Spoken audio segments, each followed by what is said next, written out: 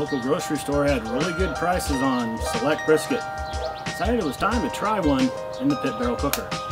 So, won't you hang with me today?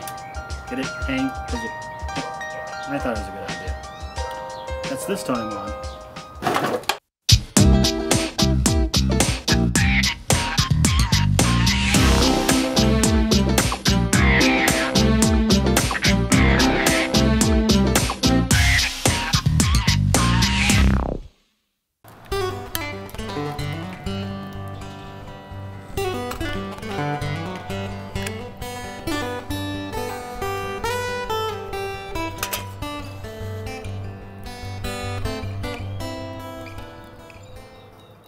Vinegar, a moderator over at AmazingRibs.com.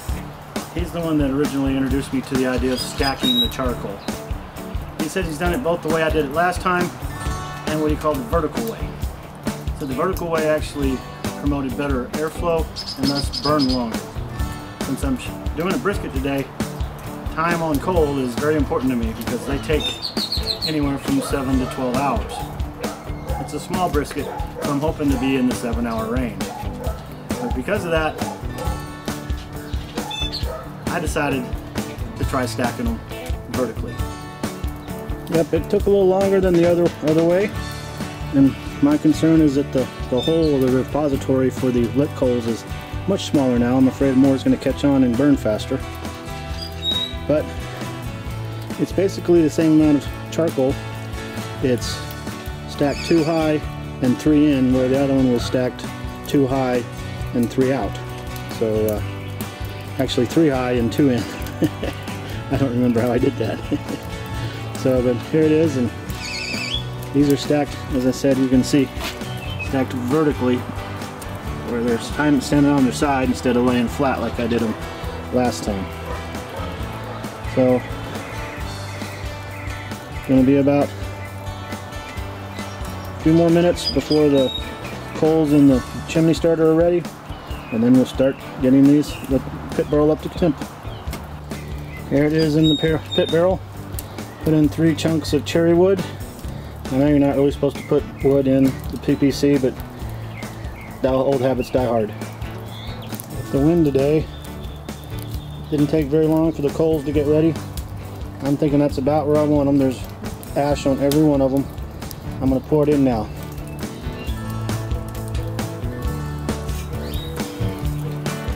Got to pour up high so it can go into the middle. There we go.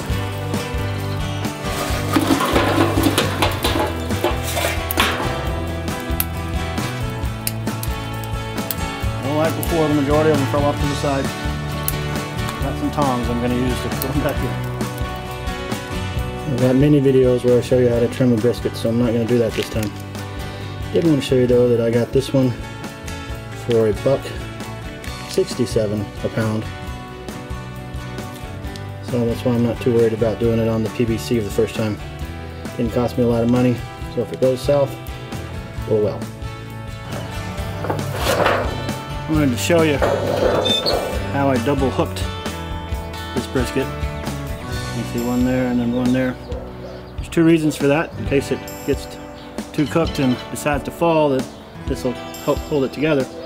But secondly, when I put it on the pit barrel cooker, if this hangs down into the coals like I'm afraid, especially since I kind of built them up a little too high, I'll hang it from this one for the first part of the cook, and then once it's shrunk up some, I can switch to the top one. That way you don't get the really thin part down here into the heat of the pit barrel cooker. I'm just letting it come down. It's at about 370 right now. I want it to try to heading back down before I put the meat on. So that's what we're waiting on right now.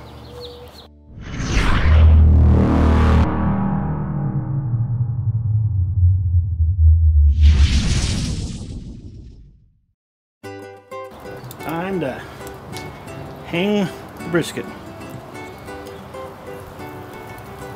And as I was afraid of,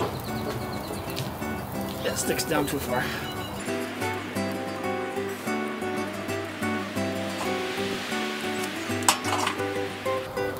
Alright. Top should push push that down.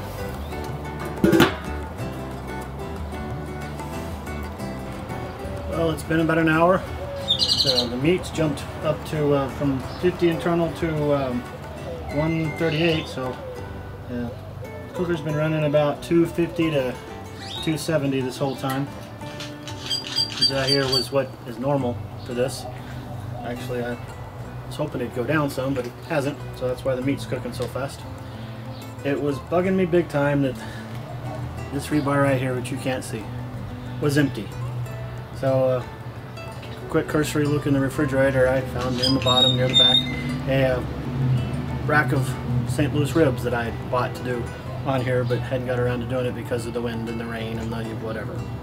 So I threw that on there too. This video is not about that, but it'll be in the shot when I go to show you what the brisket looks like after an hour.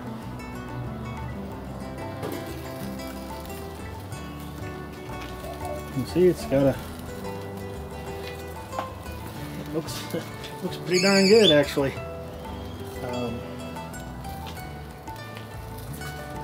The ribs haven't been on that long, so they don't look anything different than normal. But it's coming along nicely. That's after 1 hour. Well, it's supposed to have hit 160 internal.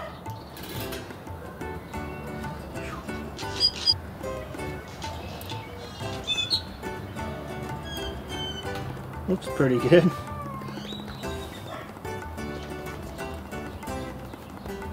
Yeah, I think I'm gonna go 165 on it. Give that bark just a little bit of chance to go. I don't know if you can see it or not, but I'm now on the top hook instead of the second one.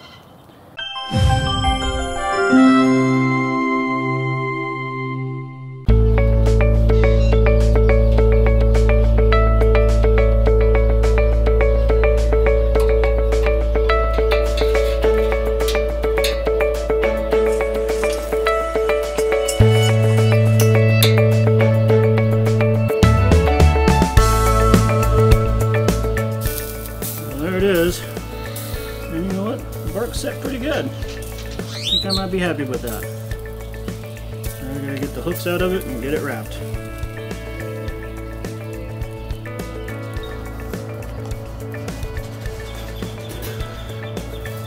Well, there it is. I put it in a pan with some apple juice covered on the top.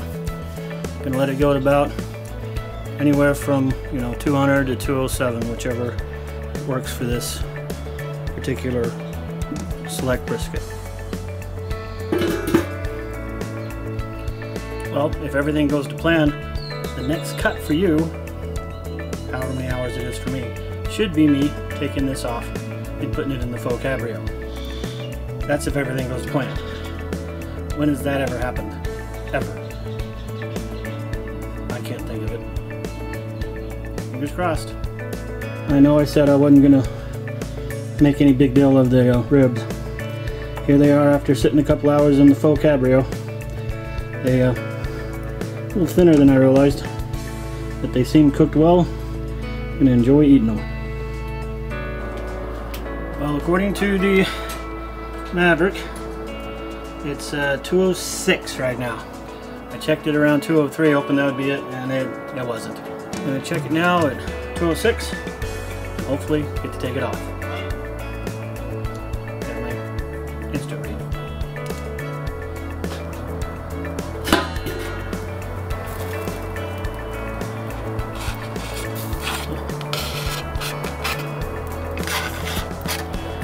Yep, that's done. That is completely done. I couldn't even feel anything. Alright, take this in, put it in the faux cabrio for 2 hours, and then I'll show you what it looks like. The pan I have it in won't fit in my cooler, so I have to take it out and wrap it in foil. So I thought I'd let y'all see what it looked like. The bark's a little bit compromised, but hopefully the time in the cabrio will fix that. Well, I have to admit I'm impressed. It made it the whole time I cooked that brisket. trying to take it out of the pan and put it into this foil, it almost fell apart. It was so moist and juicy. So some of y'all might call that overcooked. I call it perfect. Well, here's the moment of truth. Just out of the cooler after 2 hours, still extremely hot. Let's see what she'd like.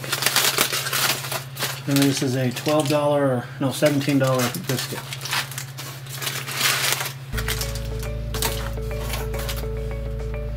Oh yeah.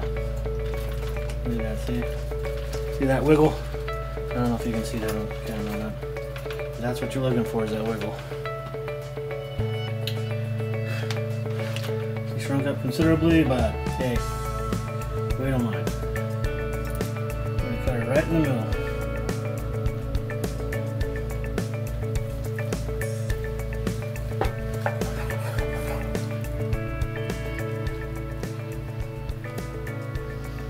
Oh man. That's funny because that's one of the more moist briskets I've ever done. Wow. I don't know if you can see the moistness. There it is. Wow.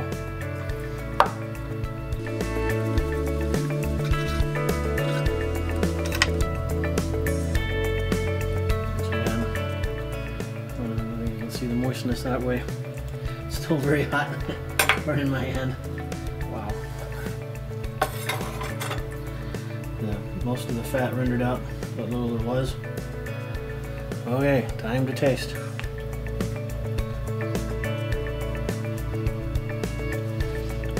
There's a little bit of a smoke ring, considering it's PVC and there's not really any wood in it. That's kind of interesting.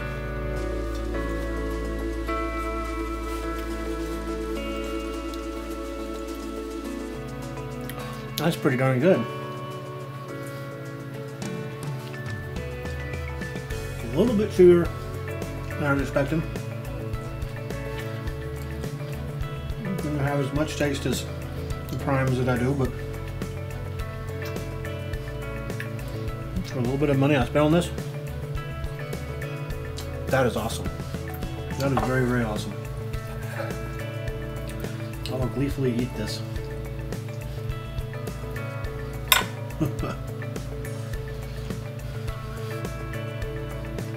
Well, that's 2 in a row. Actually 3. The ribs I had some earlier, they were amazing. So 3 cooks in a row. The chuck roast, the brisket, and the ribs all came out really good. And the ribs were the first thing that I screwed up really bad. So it's the coal, it's the charcoal. Know how to make it, know how to build it, they will come. Well, definitely going to enjoy eating this. In a sense, moist. Both vegetables are apart. Hopefully you can see that. A nice spark and a nice wiggle to it. Extremely moist.